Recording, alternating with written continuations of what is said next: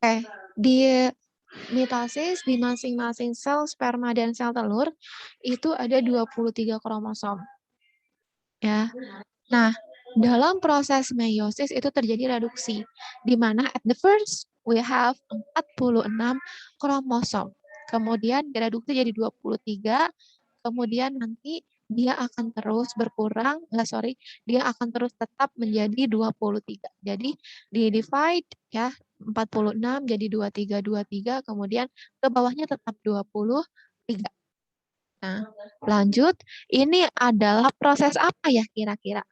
Dari satu kromatid jadi 2 kromatid. Kira-kira ini proses apa, Ahwat? Kalau di mitosis ini proses apa? Dari satu kromatid jadi 2 kromatid. Inter, siapa yang jawab ini? Interface siapa? Siapa yang jawab ini? Siapa? Kalula. Oh, Masya Allah. Barakallahu fiik. Kalula menjawab, ini adalah proses interface. Betul, ini adalah proses interface, di mana terjadi proses duplikasi dari yang tadinya satu kromatid jadi 2 kromatid. Silahkan Ahwat mencatat ya, jangan sampai nanti nilai kuisnya jelek, jangan sampai nanti kamu bodoh sendirian. Ya, oke. Nah, sekarang saya lanjutkan. Ada reduction division. At first, we have 46 kromosom, 46 chromosomes dengan 92 chromatids. And it's divided, berkurang jadi 23 kromosomes dan 46 chromatids. Kemudian nanti dia juga membelah lagi, dia nanti akan terpisah lagi di proses anaphase menjadi 23 kromosomes dan 23 kromatid. Jadi yang tadinya 92 kromatid jadi 46 kromatid, kemudian jadi 23 kromatid. Nah, ini namanya reduction division atau reduksi ya. Jadi kalau di meiosis itu terjadi reduksi ya, reduksi kromatid. Jadi mulai dibagi-bagi tuh ya si DNA-nya. Oke, usah lanjut ya. Nah, what is the differences about mitosis and meiosis? In mitosis, P-MET itu cuma berjalan 1 kali. Sedangkan kalau di meiosis, P-MET-nya itu 2 kali. You need to remember it's just in humans. Ya, di mitosis P-MET-nya cuma 1 kali, tapi di meiosis P-MET-nya itu 2 kali. Salota, turn on your camera, please.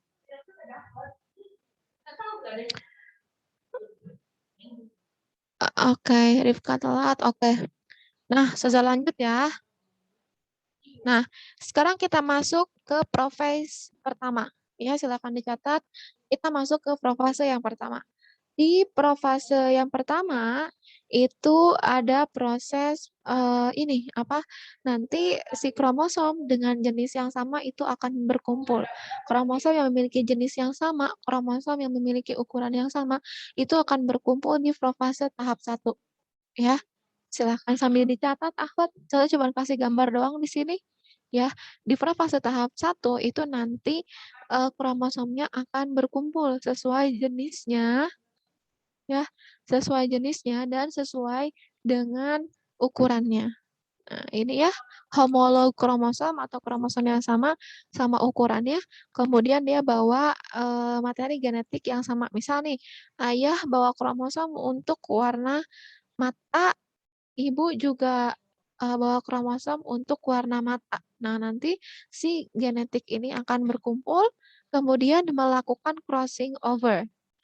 Di sini ada namanya crossing over. Ya, crossing over di mana terjadinya transfer materi genetik atau pertukaran materi genetik. Ya, crossing over, pertukaran materi genetik atau transfer materi genetik di profase yang pertama. Ya, di profase yang pertama. Nah, kemudian saya lanjutkan.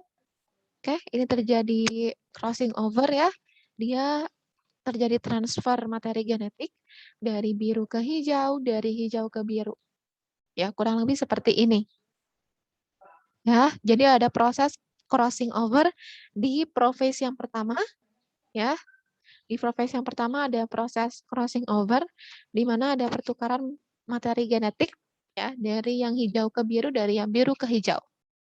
Ini di profase yang pertama. Oke, kemudian terjadilah recombinant kromosom atau kombinasi kromosom. Yang tadinya dia biru aja, tapi sekarang birunya udah ada hijaunya. Yang tadinya dia hijau aja, sekarang sudah ada birunya. Nah, ini terjadi pada profase yang pertama. Oke. Nah, kemudian metaphase. Remember, remember. Metaphase is in the middle. So, the chromosome stay in the middle. Ya, chromosome stay in the middle, and then in anaphase, dia away, mulai tertarik ke kutub yang berbeda. Ya, di anaphase dia away, mulai tertarik ke kutub yang berbeda. You need to be a little bit careful because in mitosis, anaphase, it's just one chromatid.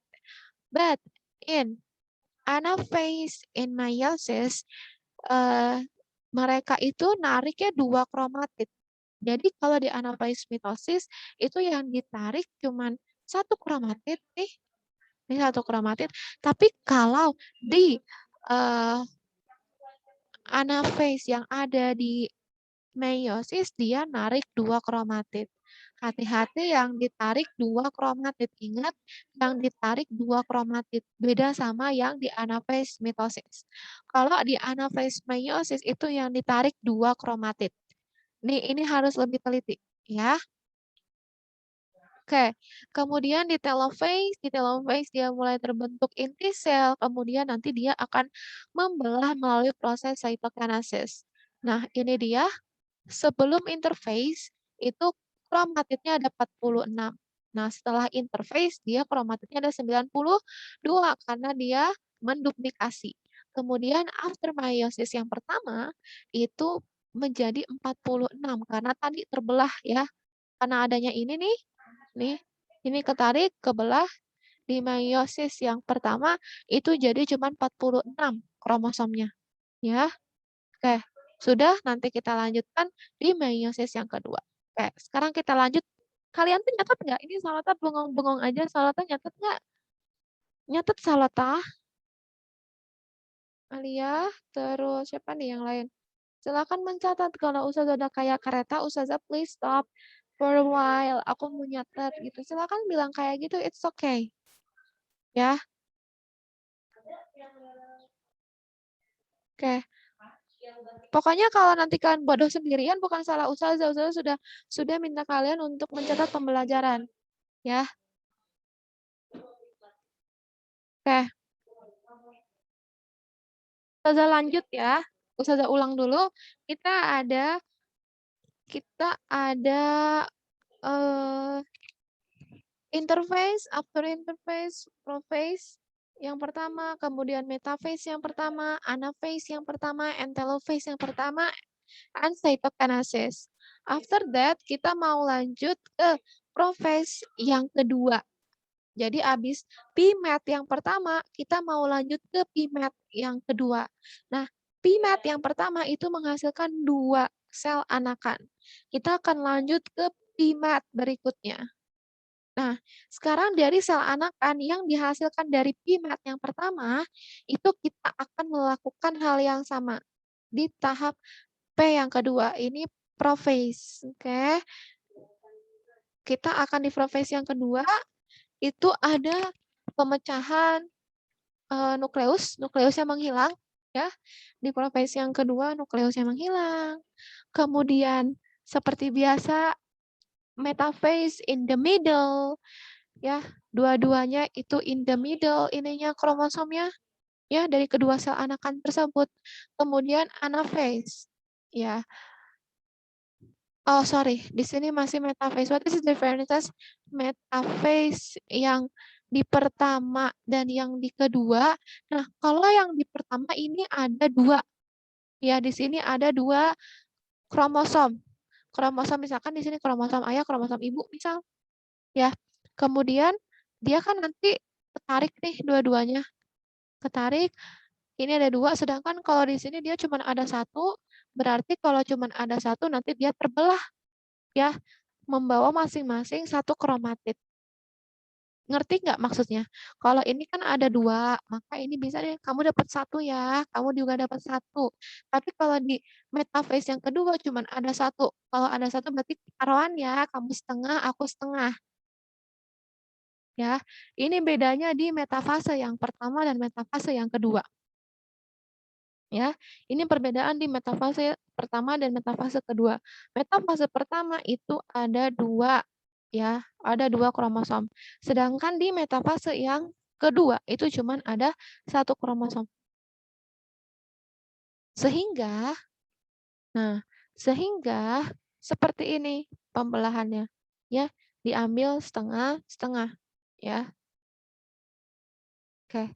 Seperti ini. Awal sampai sini paham dulu nggak mengenai perbedaan di meiosis pertama dan meiosis kedua? Paham, alhamdulillah ada yang jawab.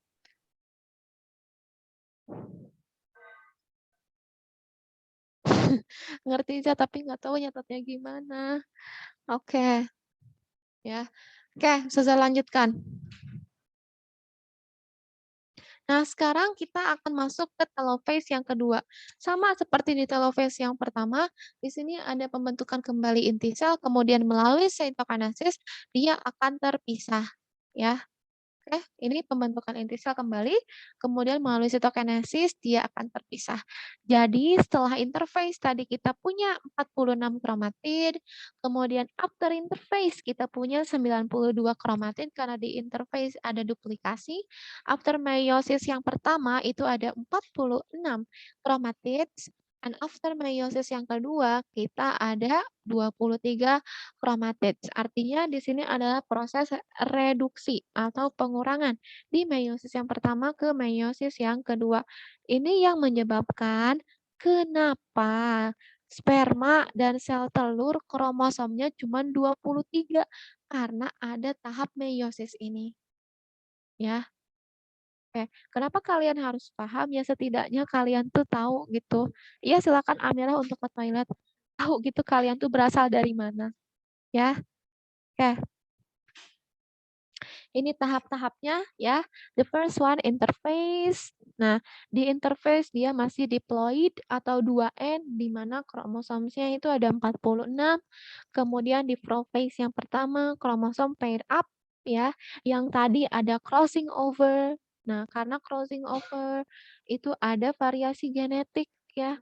Itu yang menyebabkan kalian sama muka adik kalian beda.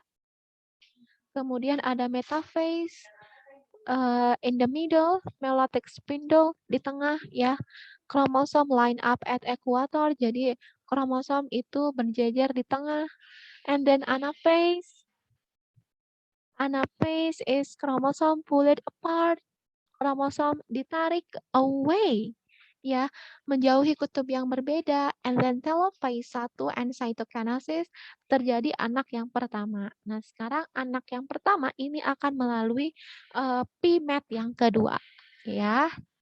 Oke, prophase yang kedua itu seperti biasa ada crossing, tidak ada crossing over tapi ada condensing, kemudian nanti di metaphase yang kedua itu ada apa nih? Di metaphase yang kedua ada kromosom line up at equator, jadi diam di tengah. Anaphase yang kedua ditarik, sister chromatid pulled apart. Kemudian di telophase and cytokinesis selnya terbagi ya. Nah, yang tadinya awalnya 2N jadi N. Jadi 23 kromosom saja. Ini kurang lebih rangkumannya, rangkuman dari prosesnya ya. Oke. Ini sel sperma dan sel telur melalui tahap meiosis. Ya. Kemudian adanya crossing over and independent assortment itu menghasilkan variety atau keberagaman. Ya. Nah, di sini ada 46 kromosom, kemudian dia terurai menjadi 23 kromosom di sperma. Ingat, karena adanya proses crossing over, jadi tiap-tiap sperma ini membawa materi genetik yang berbeda. Contohnya ini misalkan, oke, aku membawa materi genetik rambut jambul. Oke, aku membawa materi genetik rambut punk. Nah, terus yang ini aku membawa materi genetik rambut ayam. I'm the coolest one. Ya, aku yang paling keren di sini. Jadi masing-masing sperma itu membawa materi genetik yang berbeda, sama seperti sel telur juga ya. Jadi karena adanya crossing over, karena adanya proses meiosis, mereka membawa materi genetik yang berbeda-beda ya. Nanti kromosom ayah yang 23 akan bertemu kromosom ibu yang 23, kemudian bercampur menjadi 46, yaitu kromosom yang harus ada pada manusia. Oke, kemudian mereka bercampur jadilah zygote. Ya, di mana dia punya 46 sperma. 46 sperma, 46 kromosom, sorry. Nah, ini itu contohnya yang tadinya dia satu sel, kemudian dia jadi 2 sel, 4 sel. Kira-kira kalau yang ini, itu prosesnya tetap meiosis atau mitosis di proses yang ini. Dari mulai dia sudah terbentuk zigot, kemudian zigot ini membelah diri menjadi 2, kemudian menjadi 4. Kira-kira kalau pembelahan diri ini prosesnya mitosis atau meiosis, Ahwat? Meiosis. Meiosis, oke. Nah, ternyata ketika telah terjadi zigot nih, kemudian zigot yang tadinya satu sel itu membelah diri jadi 2 sel, 4 sel, 8 sel, itu proses yang terjadi mitosis. Ya, karena proses meiosis sudah selesai terjadi di sel telur dan sel sperma. Nah, ketika pertumbuhan ini berhubungan dengan pertumbuhan. Nah, karena ini berhubungan dengan pertumbuhan sel, maka ini berhubungan dengan mitosis. Ya, sel yang tadinya 1 jadi 2, jadi 4, jadi 8, dan lebih banyak lagi ini berhubungan dengan mitosis. Ini yang menyebabkan kalian ya yang tadinya cuma segumpal darah menjadi manusia seperti sekarang karena adanya pertumbuhan yang melalui proses mitosis. Oke. Nah, dengan jenis karakter atau varietas yang beragam dari sel sperma dan sel telur, itu yang menyebabkan muka kalian sama muka adik kalian beda.